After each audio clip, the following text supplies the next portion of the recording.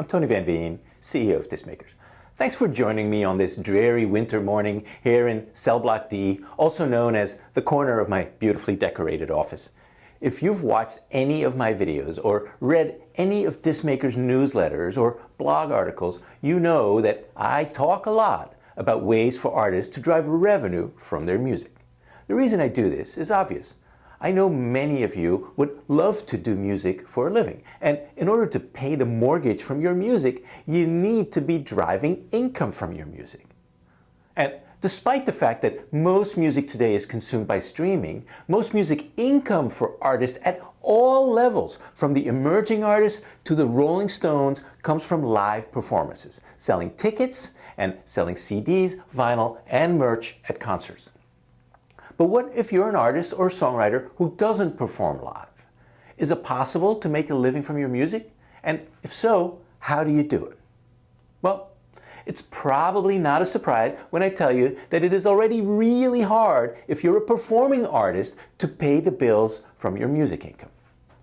And if you don't perform, if you're an artist just putting your recordings on Spotify and other streaming platforms, or you're a songwriter or composer trying to get your songs recorded by other artists or get syncs placed in movies, TV shows, or commercials, in that case, it's really quite a daunting task. I mean, what are the music revenue flows if you don't perform live? There are sound recording royalties, right? If you record your own music and put it up for streaming, you'll get a royalty on the sound recording, about 0.3 of a penny per stream if you're on Spotify. There are publishing royalties. For example, if another artist records and releases one of your songs and puts them up on Spotify, those are a fraction of the already tiny sound recording royalties that I just mentioned.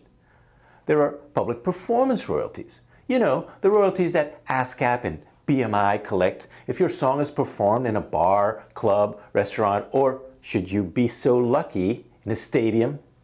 There are, of course, online CD sales, for example, on your Bandcamp page, and maybe some sales in local mom-and-pop record stores. But realistically, if you don't perform live, it'll be hard to move many physical units. One exception might be if you were, at one point, a well-known artist. But for emerging artists or songwriters, you might sell some, but not enough to drive much income. And this comes from a guy who is all about the great value that CDs offer for artists. Beyond that, what else is there? I think the main remaining opportunity is sync licensing, and it may in fact be the best revenue opportunity available to non-performing artists. What is sync?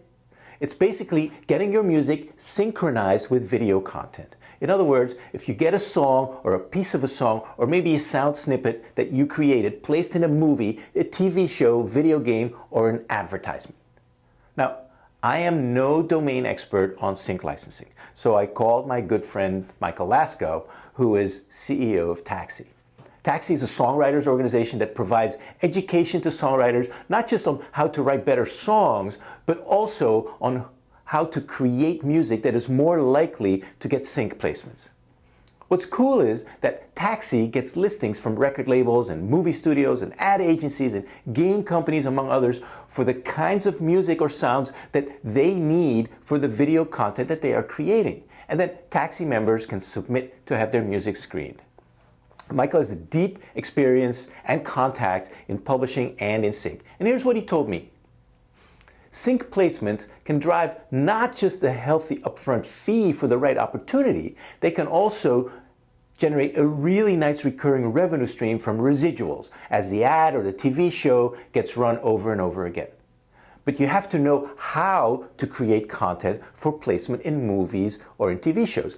The music has to match the scene. Sometimes it's not even a song, but just a few chords that the music supervisor needs. Sync, ironically, is not about having the best song. It's about having the song or the sound that fits the best with the scene that it's being paired with.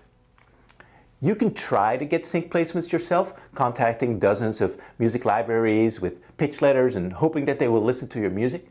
But it's probably a better bet to join a company like Taxi, which gets listings that you then can submit your music for, and then acts as a conduit to get the right music to the movie, the TV, or the game company, or to the ad agency that's creating the commercial. Now, does joining a company like Taxi ensure that you get sync placements? Of course not. What are the odds you'll get one or more sync placements? Realistically, probably not that great, at least initially while you're learning the ropes of what kind of content gets placed. But sync placements are probably your best bet for driving any kind of reasonable income from your music if you're not a performing artist. Look, I don't mean to be discouraging, but I am trying to always be real with you and be realistic. It's not easy to make money from your music with the way the music industry operates today. In the meantime, while you're waiting for those sync placements to start happening, there's always that day job you know and love, to a greater or lesser extent, which pays the bills while you pursue your music passion afterward. I hope you found this helpful, and I'll see you next time.